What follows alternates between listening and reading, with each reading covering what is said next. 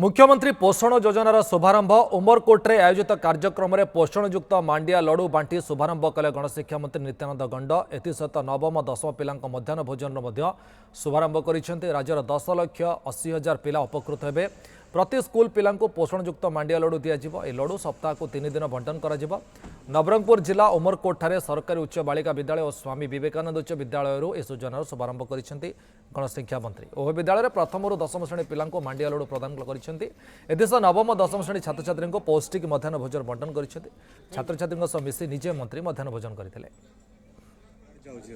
देखो आज आमर मान्यवर मुख्यमंत्री श्री मोहन चरण माझी से अनुभव कले जे नवम दशम श्रेणी पिला मध्याह्न भोजन पीएम पोषण रे दिया जाऊ नाही एवं आकु गुरुत्वर सहित चिंता करी आज नवम दशम श्रेणी पिला मध्याह्न भोजन मुख्यमंत्री पोषण योजना रे देवार जो व्यवस्था है निश्चय मु आमर मान्यवर मुख्यमंत्री को बहुत बहुत धन्यवाद ज्ञापन करी।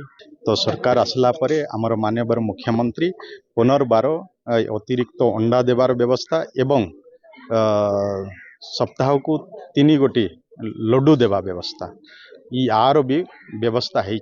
पोषण युक्त लड्डू दिया हबो एवं अंडा गोटे दिया हबो आर भी नुआरे जो व्यवस्था है निश्चय एथिरे पिला माने पोषण युक्त खाद्य पाई परिबे एवं तांकर शारीरिक मानसिक बौद्धिक विकास हो पारे। आम स्कूल मुख्यमंत्री पोषक योजना आरंभ है। यह नवम दशम श्रेणी को मध्याह्न भोजन दियाला आम बहुत खुशी अच्छु और से मान्यवर मुख्यमंत्री एवं मान्यवर गणशिक्षा मंत्री को धन्यवाद ज्ञापन करुच्ची।